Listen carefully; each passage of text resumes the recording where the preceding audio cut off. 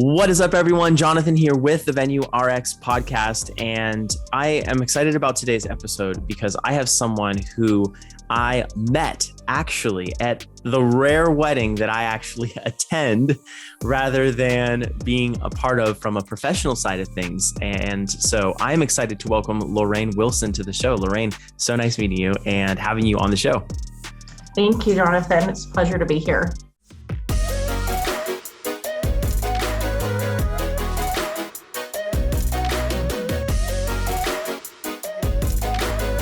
Well, Lorraine, you and I met at a friend's wedding, and the friend actually was my wife's roommate from college, and she got married at your venue, and we just started chatting. And I absolutely loved the venue. And after talking to you and your husband, was really, really inspired by everything you have going on. And it's been, probably not quite a year, but it's been a little while, and we've been connecting. We've connected multiple times, and I'm glad we're finally able to put this podcast together. Yes, definitely. Me as well. So we have a lot of things to cover today. Lorraine, your background is not exclusively weddings. Is that correct? Where does your professional experience come from? That is correct. So actually, I've been self-employed in business finance in the accounting field for the last 15 years. I've worked in that industry for the last 25 years. So not only do I run the wedding business full-time, we also have that business that I run full-time. Wow. So coming from a finance background, what were some things that really hit you right away going into this kind of new industry, I guess, for you, the wedding and event side of things? Was there anything that jumped out?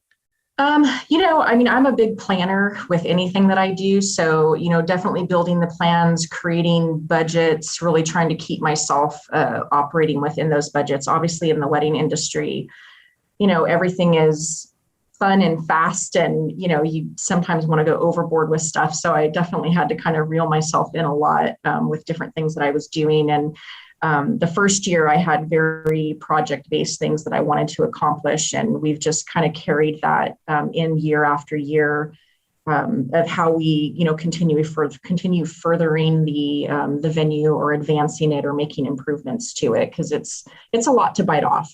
Totally. Well, and I want to kind of circle back to the finance portion in just a second, but tell me about your journey leading up to getting a venue. Is this something that you always wanted to do? How did you end up? And for everyone, Lorraine owns a venue in Montana. So, this is a very unique market. I think we're going to get into some of that here in a little bit, but what possessed you to decide to open a venue in Montana and get into this industry? What was kind of the passion behind that, or the reason for that? Gotcha. Well, I think it's kind of twofold. The first part of it, I have dreamt about doing something like this since I was 5 years old. My mom today still talks about, gosh, I remember when you were this little girl talking about, this vision and this dream that I had built. And it wasn't something I actually thought about for a long time. And when my husband and I were looking at relocating from California to Montana in 2018, we took a trip just to kind of, for a little bit of decompression. My husband had just lost his mom. And so I just wanted to get him out of Dodge and kind of take a break. And Montana seemed like a great space to do that. And while we were here, we, on a whim, decided to contact a realtor just to kind of take a look at some properties here. And we came, upon this property that we absolutely fell in love with. I think we saw it 5 times within 4 days because it's so overwhelming. You've been there, Jonathan, so you get it. Like this property it's beyond what I think anyone could ever imagine for themselves. And then the fact that it had been started to be tailored into a wedding venue was, kicked in my entrepreneurial spirit, kind of started when it went into overload. And so I was immediately gung-ho on, okay, let's put in an offer on this house. And we were literally in escrow, I think 3 weeks after we made this trip, which was crazy. Wow. And then we closed escrow. I want to say it was just under 2 months. And we closed escrow on July 31st of 2018. And my husband and I pulled in with our little 12-foot trailer, with half of it being my office for my, business, my day job that I have now. And then the other half was literally a bed in our suitcases. And we pulled into this property on September 1st, and we had a wedding that got dropped on our laps. We didn't think we were going to have to do any weddings until 2019.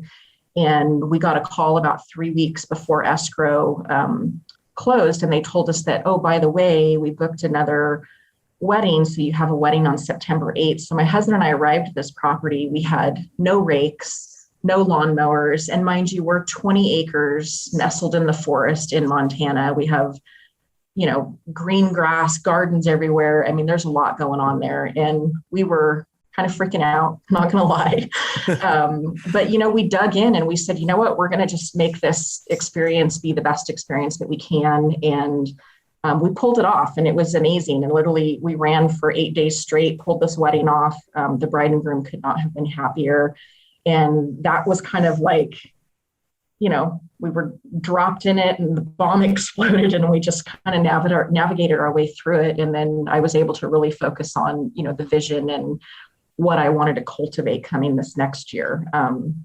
Which, for me, when we bought the property, our entire brand is about experience. And so I told my husband, the things we have to have is I need a bridal house. I need flush toilet restrooms because I'm not doing the porta potty thing. Mm-hmm. And I need a space for the groom to get ready. So we hunkered down, lined up all our contractors, and we knocked it out. I mean, we built through the winter. It was insane. We had no idea what to expect.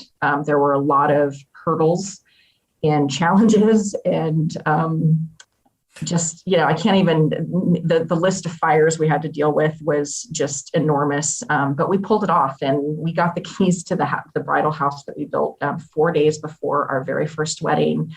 And I was scrambling, like I brought in everyone that I had met and knew, and we had to clean the house. And then I had bought all the stuff. So then we had to put the house together and it was amazing. I mean, I felt like a run to the finish line. And it's been fun because it's been like project after project for these last 3 years. We just finished our third full season last weekend. October 9th was our last wedding of the season. So I'm super excited that season's over because it definitely, as fun as it is, it's can be exhausting, especially with running my other businesses. And but yeah, so that's kind of, how it all came. I just, my entrepreneur spirit kicked in, my dream got on board with that. And I just, I mapped out a plan my husband got on board with, and we just ran. I was going to ask about that plan part because you said that you're a planner, and I know it's, obviously a pretty big financial commitment to take on a venue. Did you have some pro forma financials? Was there kind of a P&L that you created for yourself, or some goals that you wanted to hit? Or did you really approach it that way? Was it more of kind of like, we want to live here and then, we could do this wedding business there? How did you approach it? Yeah, no, that's a great question. So how I approach anything in business for myself and how I work with and teach people how to deal with this is, you got to always look at your upfront costs, and you have to be realistic about them. And you got to look at those upfront costs as an investment. So whether you're going to a bank and borrowing the money, or, getting a line of credit, or you have the money personally, you've got to really have a solid plan to earmark that. And one of the big unknowns for me was the construction piece. I obviously have never built in Montana. I had no idea what these contractors were going to charge me. I'm trying to, we built this 2,300 square foot, 4-bedroom, 3 full bath bridal house with 2 event bathrooms on it. And it's stunning, by the way. Like, so you'll have to, everyone listening to this or watching on YouTube, we'll have to put some pictures and some other media overlays. I mean, it is, you guys completely outdid yourself. It's Thank you. Gorgeous. It's modern, but it's timeless. And then it's just in the middle of the forest. It's the coolest thing ever. Yeah, no, it was a lot of fun. But yeah, so the construction piece was a big one for me. And before we even closed escrow, I think I traveled back to Montana. I want to say it was 4 times to meet with contractors on different facets of the job, because I was having a really hard time nailing them down on getting me pricing or bidding the job out. So it took a lot of time really kind of just gathering the data. But it is so important to go through that process to do it, because once I was able to do that, then I was able to figure out the design elements. We did not hire an architect for this build. I actually designed it myself. And I generaled the entire job because I had this vision and I really wanted it to come to life. And so it was good. I mean, I'm not going to lie, we came over budget because there were just some things that came up that I didn't like my initial decisions. And I felt like as the build started coming to life, that there was just some things that needed to be a little more elevated to really capture what I was after.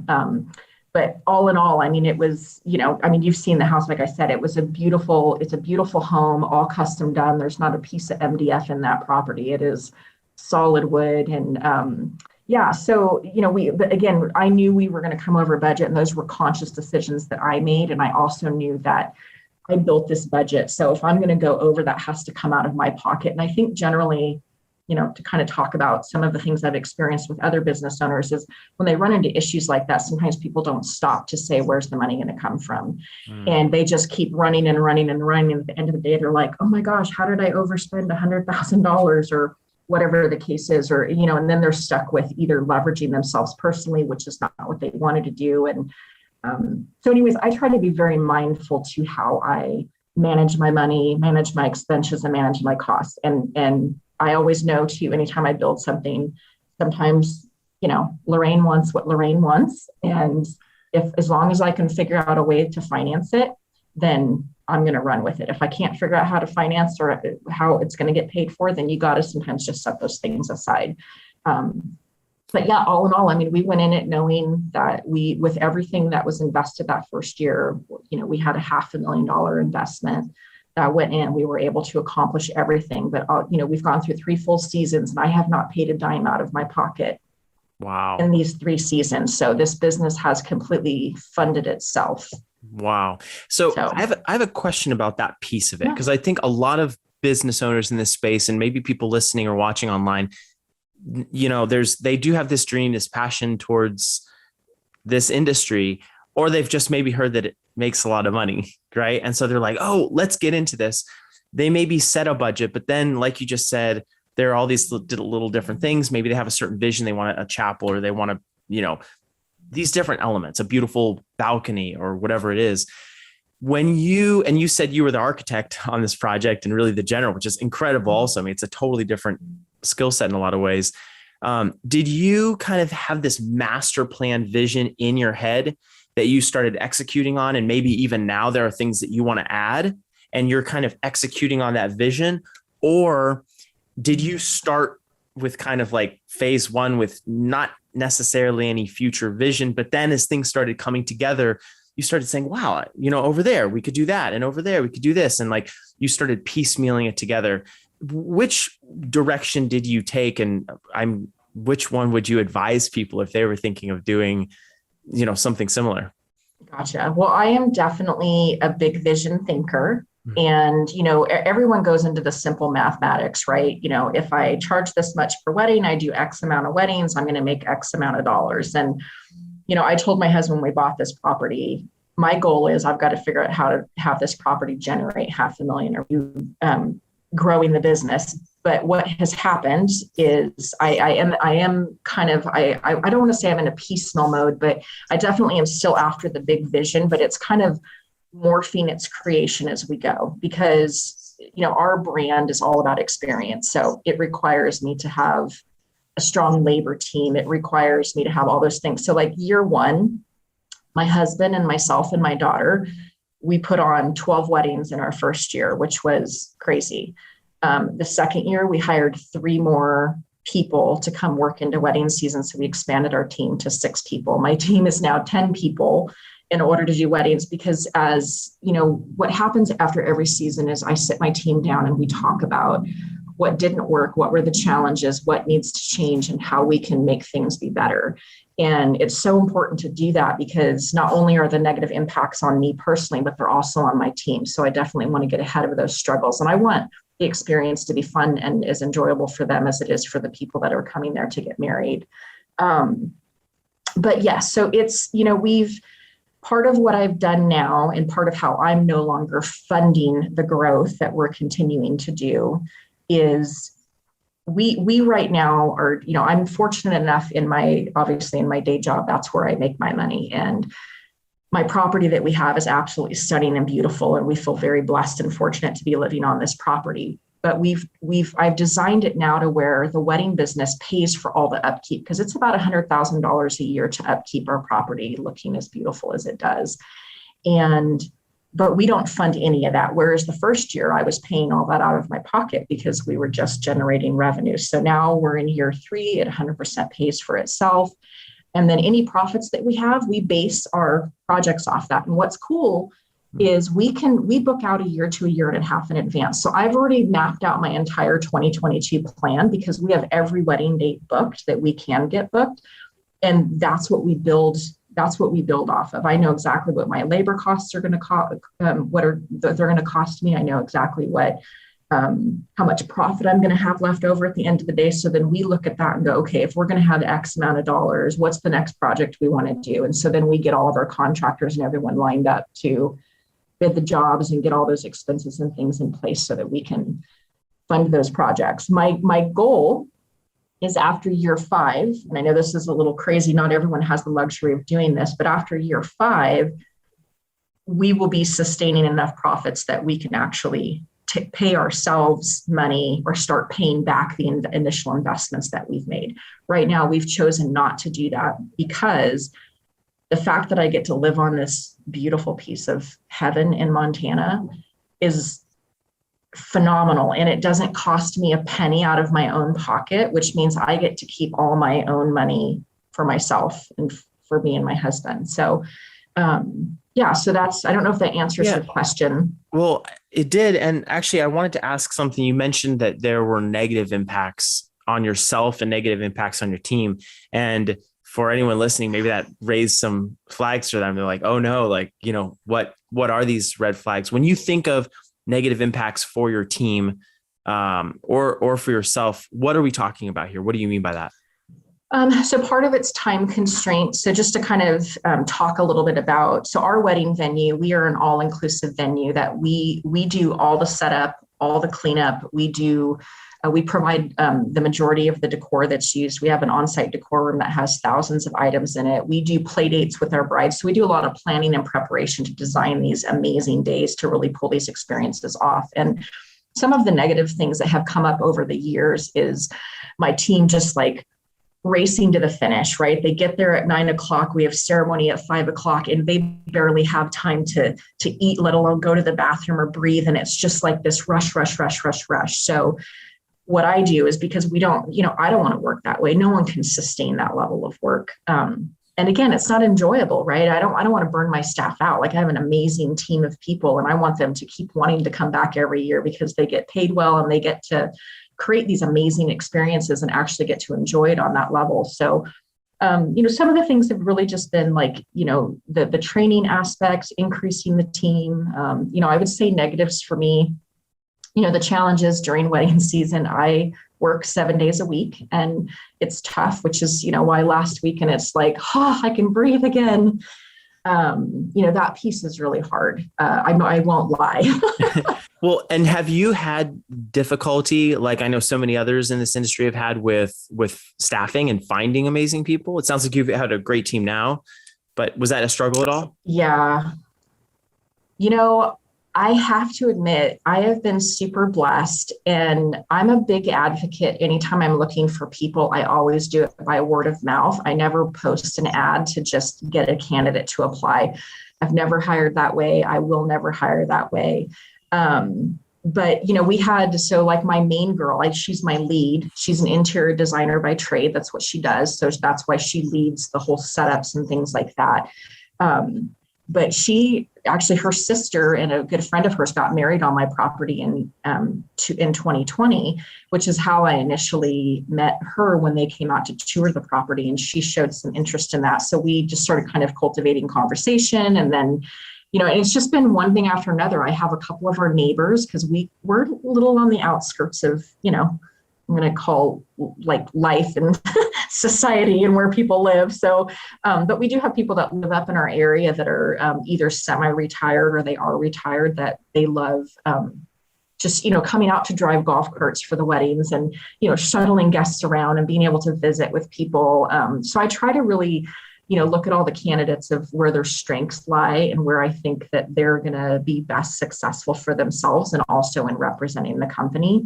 So I feel very fortunate, honestly, to have the team that we do. And it just continues to keep evolving. We have this year was super fun because we really needed some extra hands. I had one of my team that I hired this year.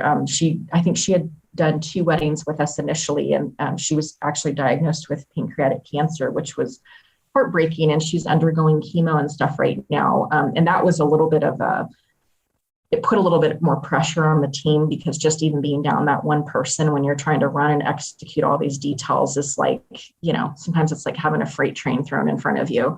But we were very fortunate. We call them our church girls. We actually have this great young group of girls. They're between the ages of like 18 and 22 years old. And they are so awesome. They come out in groups, and we pick them up about halfway through this season. And my whole team's like, where have you guys been hiding? So I just, I feel like I don't know, I create the environment and I feel like people just come. And I know that, in today's world, it's difficult to find good people, right? Every business, every industry is struggling with finding employees right now. And I don't know if it's just because it's a little side gig and because it's just such a fun environment to work in. But we've been super blessed. That's awesome. I love that topic on hiring people and getting an incredible team. But I think you said it perfectly. You said, I try to build the environment and then people just kind of come. And actually, I'm in the process of finishing up a course on hiring for wedding and event professionals. And those are some of the things that we go over, actually. A lot of times people just think about hiring as, they're going to put that ad out. They hope they get a long list of people that are excited about joining them. And then they're going to interview a couple after 1 or 2 or 3 interviews. As long as the availability is right, then they'll hire them because they need somebody. Instead of focusing on internally first, are you the type of company that attracts high quality people? Right. And I just think that that's brilliant. Yeah. I have a question though about, because you were talking about how it's remote. We're talking about team. I mean, I think it's incredible that you moved from California. You were in Orange County, correct? No, we were actually in San Luis Obispo County. So right kind of halfway between LA and San Francisco, what is considered the most beautiful part of California. Yeah. Oh, it's stunning up there. Yeah. And several hours away from me here in San Diego. But you moved from San Luis Obispo to Montana. And like you said, you're a little off the beaten path and it's gorgeous out there, but it is remote. Were you concerned at all about not being able to attract a local market? Or like, as you were thinking about the feasibility of doing a venue like this, were you concerned that either the seasonality or, maybe the population in the area that you put the venue in was not going to support the financial goals that you had? Or was that not a concern because you knew that it was experience-based and you were going to draw this kind of destination crowd?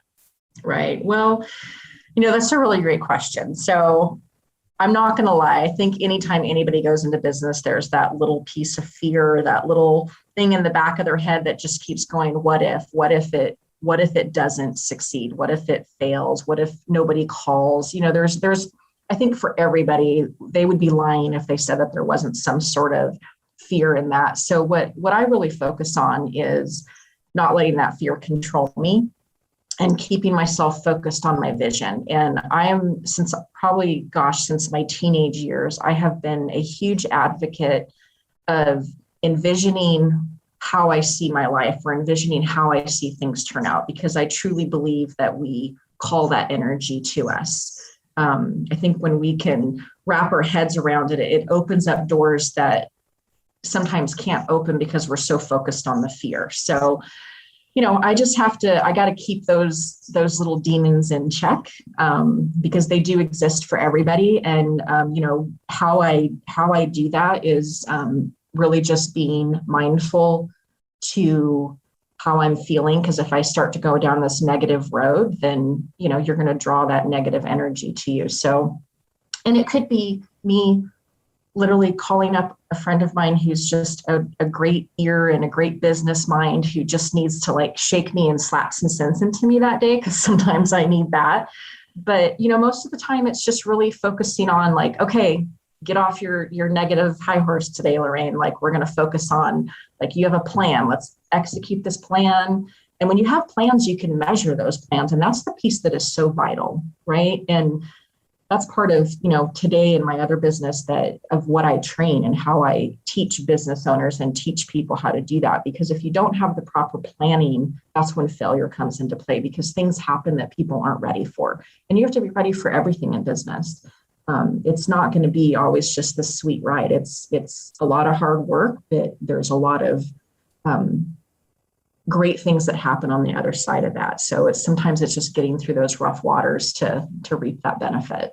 I want to push in here a little bit because I know you're a planner. I know you know the finance piece. I know you educate people on this. In fact, I can't wait to talk about more of what you're doing and the podcast and all these other things, the exciting things that you're doing. But as far as a new venue owner listening to this, someone who maybe is just looking at property right now or in escrow, or someone who has that vision and they want to do this, or maybe they're an existing vendor that wants to kind of switch and jump on the other side of the aisle, pardon the pun.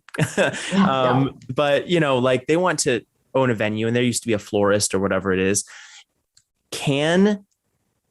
Is it possible, or like what thought process did you have when thinking about going into a remote area? Like how did you determine the feasibility, I guess, of deciding, okay, this area is an area that I can be successful in? And I'm totally pushing in here a little bit. So. No, I get it. So, I'm going to be a little bit of a smart ass right now. And, it's something that I say to a lot of people that I work with, because people always ask me like, how did you know you were going to be successful? Or like, how did you get the drive to get where you're going? And the reality is, for me, I don't fail at anything I do. My course may be altered. I may have to adjust or whatnot, but when I have this vision of the plan of what I want to execute, I'm going to figure out how to make it happen.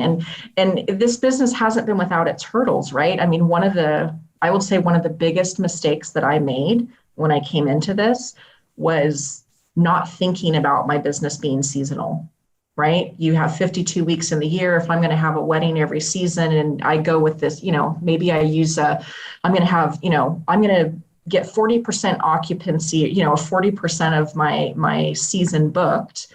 And then I've got, so my goal was like trying to find this balance of where's my break even, right? So I came out here the first year. What I never thought about is that we're going to have 12 to 15 feet of snow in the wintertime. And I don't have an enclosed barn or a heated facility or anywhere that I can even host an outdoor wedding in that kind of weather. So our season very quickly trimmed down to, late May through the first week of October. So our season runs about 4 months. We can do, on average, it's like 18 to 20 weddings a year is the max. Because we're not that turn and burn. I call the wedding people, they're the wedding mills, right? Like not only can I not do that, I don't want to do that. The wedding industry is a highly profitable industry. I will not lie. Doing it the way that I'm doing it, it's been a huge learning curve because we're not your wedding mill, right? We're not turning and burning weddings. When people come to us, we only book one wedding a weekend. That entire week gets invested into them with everything that we do, the attention, the care, the details. And, that's been, I'm going to say, growing pains, because my vision of what I want and is costs us money, right? In order to execute what we want. And, this last year we had a pretty big transition in our pricing, but I know that we're worth every penny of it. But there was this fear in the back of my head when I raised my prices to, a starting price of $15,000. What if people don't call?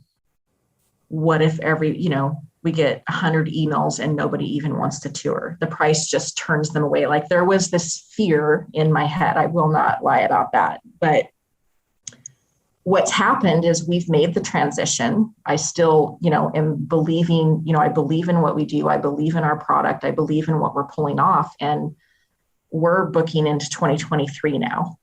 So it is not, people aren't even batting an eye or blinking at the changes that we've made because the value is there.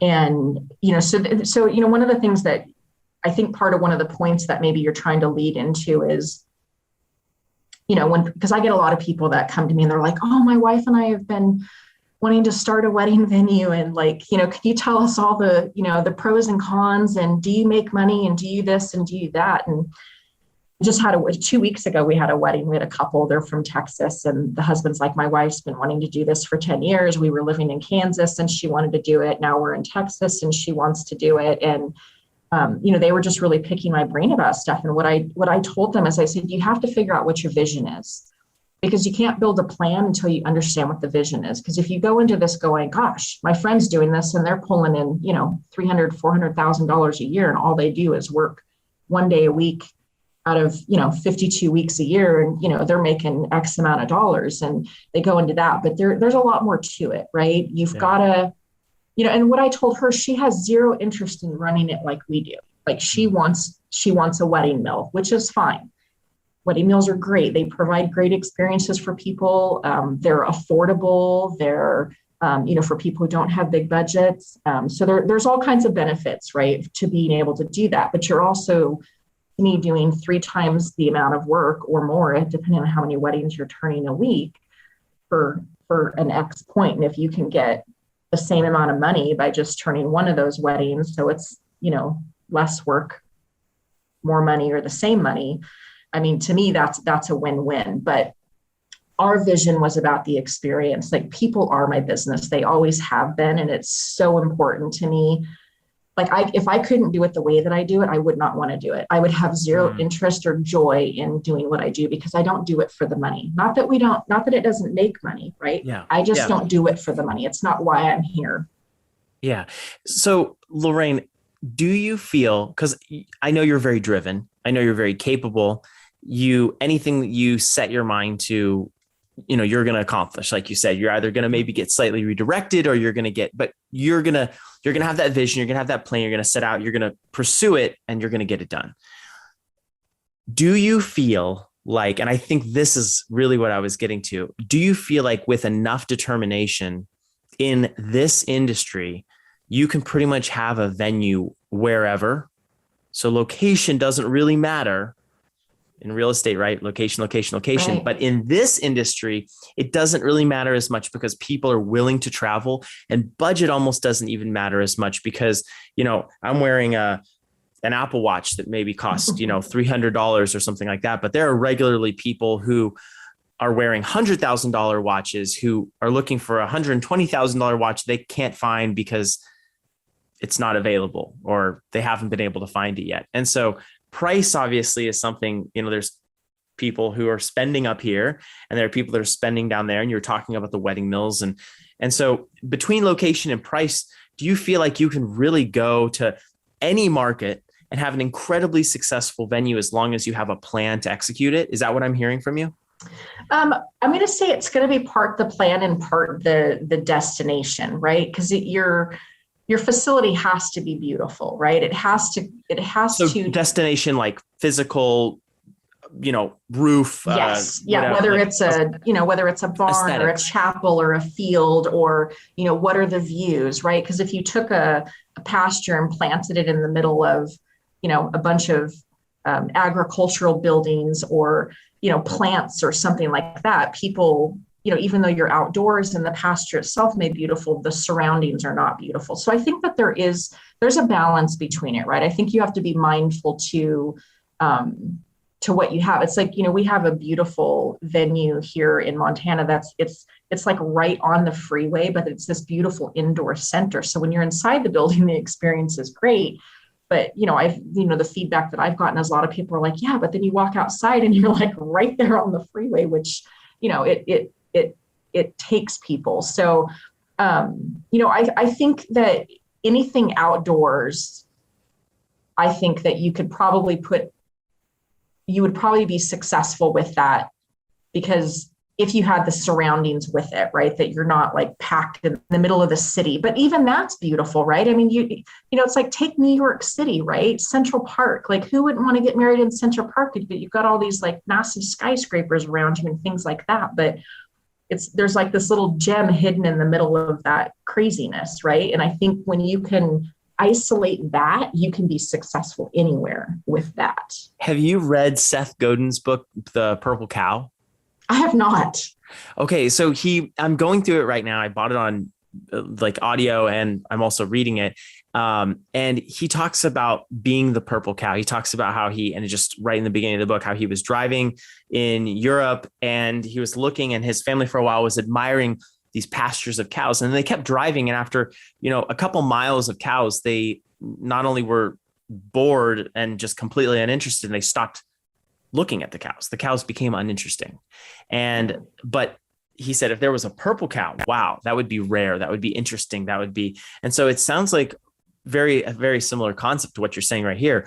You're saying, you have New York City, skyscrapers, all this incredible stuff, but then right in the middle is this thing that's completely rare and completely different. And it's kind of this purple cow. So if I'm understanding you correctly, whether you're in an urban environment, whether you're in a rural environment, if you can create something that really stands out and really taps into whatever the beauty is, while maybe bringing some elements that aren't common in the surrounding area, you may have a winning combination. Am I hearing you correctly? Absolutely. I wholeheartedly believe that. Yes.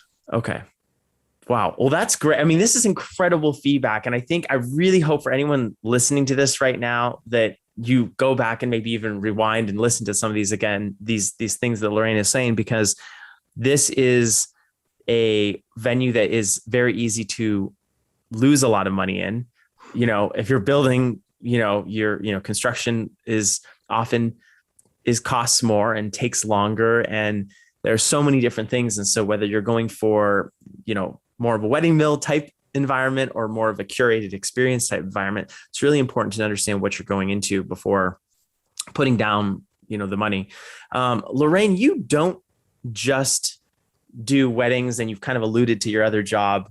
And we've kind of been talking about that, but you do a whole smorgasbord of other things. What for you drives you or keeps you going on all this different stuff? Because a lot of people I think would be overwhelmed with maybe just a venue, and you've got, talk to me a little bit more about the different things that you're working on right now. I heard there's a book that just came out. Yep. So I just co-authored a book with Brian Tracy. It is called Emerge, the Unmistakable Authority. It was just released on October 4th. So it's for sale on Amazon right now, but we actually already made the bestseller in the US and also nationally. So that is very exciting. I never thought that I would be, authoring a book with other people, let alone myself. So this has been remarkable. And the experience itself, I have a ton more that I want to write. And Brian Tracy is a legend. I mean, he's a business icon. So that's incredible. Congratulations. Yeah, thank you. No, he's fabulous. It was fabulous to work with him. He genuinely has so much knowledge and experience. And, I can only aspire to be him someday. You also have a podcast you're launching here in a couple of weeks. Is that correct? Yes. So my podcast that's going to be coming out is called Grit Equity. It is geared towards small business owners. So a little bit of back history. So I've spent it's funny. I went to college to be in the legal field. And when I got out of college, when I was in my early 20s, became pregnant with my son, and anyways, kind of altered the course of my life a little bit. And I found myself at 23 years old going in an entry-level position in a company. And within 3 years, I worked myself into manage it. Within 5 years, I was literally GM of the entire company and was under the owner of the organization. And so I spent 8 years working with that firm, and I maxed them out to everything that I had potential-wise there. And I got to a point there wasn't anything else for me to learn, and I was just hungry for knowledge at that point in my life. And so I ended up leaving that company, moved into another company. I didn't have to start at an entry-level position, but I was more so kind of like middle of the road, or maybe a little bit below middle of the road. But, I find challenge intriguing. I love to learn. And I have been a constant teacher and, trial by fire and all of this kind of stuff that I've spent the last 25 years doing. So 15 years ago, I launched an accounting firm, which I soon realized that there's just this massive gap that happens in small businesses, because large companies have a bookkeeper, a controller, a CFO, and a CPA. And most small businesses, which there's more than 32 million of them in the US today, they have a bookkeeper and a CPA. So there's this gap, this financial gap that I have spent the last 15 years bridging and perfecting. And it's what my chapter is about with Brian Tracy of, just being an authority in my field when it comes to that. So I actually just launched last week, we launched our website, Realizing Economic Gain, which is now my third business that I own. And that, Love it. And that will be geared around coaching and teaching people. So the podcast is all about talking to small business owners. I'm going to be interviewing 52 complete different industries within my first year, anywhere from startups to 3 to 5 years, and companies that have made it into multi-million-dollar businesses. I want to help bring insights to people that don't even really understand what they're struggling with, to hopefully bring some clarity and some mindset to that. My new website will have, I have the Grit Club, which I call, so it's a forum that I'm creating where people can come on live with me once a week, and they can literally ask me any business question they want. And I'm going to literally advise people in a live platform every week for an hour. So that's so I'm cool. Super excited about that. Tell me when that launches. I will definitely, I want to be a part of that. That sounds really cool. Perfect. Yeah. Well, you can, right now we do have we've got our Facebook and Instagram, which is actually called REG Grit. Okay. So you can go to either one of those, and we'll be, as soon as my podcast goes live, we'll be making the announcements on the social media platforms. And then you can also follow me on YouTube. I got YouTube channels for everything, really, for Mountainside Weddings, for REG, and then also I'll be launching for the other business that I have, which is Wilson and Associates. So yeah, I definitely am not lacking in the field of not having enough work on my plate. So do you have some tips or advice for people who are maybe similar to yourself? They're driven, they want to accomplish a lot of stuff. Maybe they're a little earlier on in the process, and maybe they're at, 2 businesses and they're feeling really overwhelmed. And they're feeling like, they want to do other stuff. They have these other ideas, they have these other passions, but they don't really feel like they can go to the next place because they're so busy. Do you have some things that have helped you personally be able to take on so much? Yes, it's called learning a lot of hard lessons.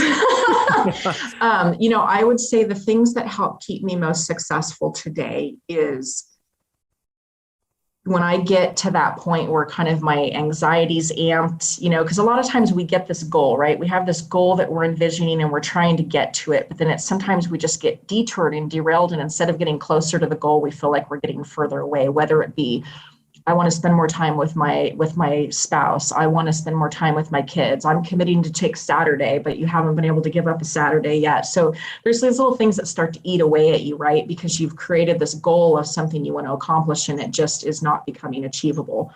I advise, and I do this with myself, is you have to truly step back. Like right now, I am on an 8-day hiatus.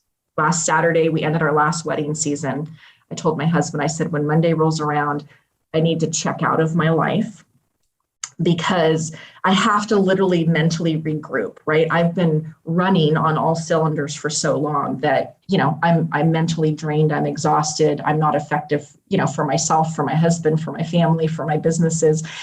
But what happens is, it's, what we're in, it's Tuesday, is it Wednesday? I don't even know what day it is. Tuesday. I feel you there. So it's Tuesday and, I'm almost 48 hours into it and like my juices are already starting to flow. Like I can feel the wheels are starting to, the rust is coming off and I'm like, oh yeah, we're ready to ramp up and get going here. And that's when entrepreneurs run as hard as I do and you're going day in, day out, trying to balance, marriage, trying to balance your kids, trying to balance your friends, trying to balance, all the responsibilities that you have.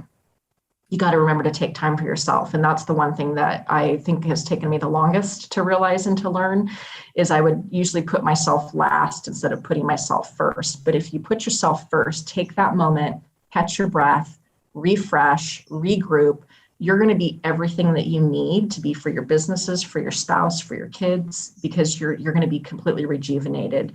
And that's really, I think, one of the keys to success. A lot of mentors that I've worked with over the years that tried to drill into me, and I just didn't listen, because it was like I was obsessed about getting to this goal. So if the words of advice I can give is, don't let the obsession control what's happening. And if you find yourself not achieving your goals, that's the moment right then and there that you just need to stop and take a breath. And if you don't, you'll just keep, you'll grind yourself to the point where, it's not healthy. That's really wise. I feel like it's hard to do that because it almost could feel like you're giving up, but you're not really giving up. You're just releasing for a moment so that you can, you're breathing life into yourself. My husband, he always, he just came off. I made him take a week off. He's not, he has, he works in the safety industry and has a job, but, he does work in the wedding business with us, helping fix stuff up. But he always sometimes tries to keep up with me because he feels like, well, if you're doing that, then I have to do it too. And when I told him, I said, so here's the deal. I said, you're going to take a week vacation and then I'm going to take a week vacation. And he was freaking out about it. He's like, why do I need to take a week? He did not want to do it. And I'll tell you what, I think it was about the fourth day into his trip, he actually didn't even realize how escalated he had become, kind of just with his own anxiety and his stress and whatnot, because it just kind of became the norm. And like you said, not everyone knows how to do that, knows how to stop and catch their breath. But the fact that I forced him to do it, he finally was like, oh, I get it. Thank you for making me do that, because I didn't realize that I needed it as much as I did. Cool. I love it. Lorraine, thank you. I so appreciate you taking your time and a chunk of time out of your decompression week to come on this show here. It really, really means a lot. I'm excited for everything that you're doing right now. I'm excited for Grit Equity, your podcast. And for everyone listening right now, you're definitely gonna have to check that out. I think by the time this episode airs, you should be live because we've got a week or two of lead time. So I'm hoping that is. Search that on, you said YouTube and all podcast platforms. Yep. Okay. Awesome. Yep, absolutely. Go ahead and do that. Check out that book by Brian Tracy and yourself. And thank you so much to all our listeners, our viewers on YouTube and everywhere else. And we will see you in the next episode. Awesome. Thank you so much, Jonathan.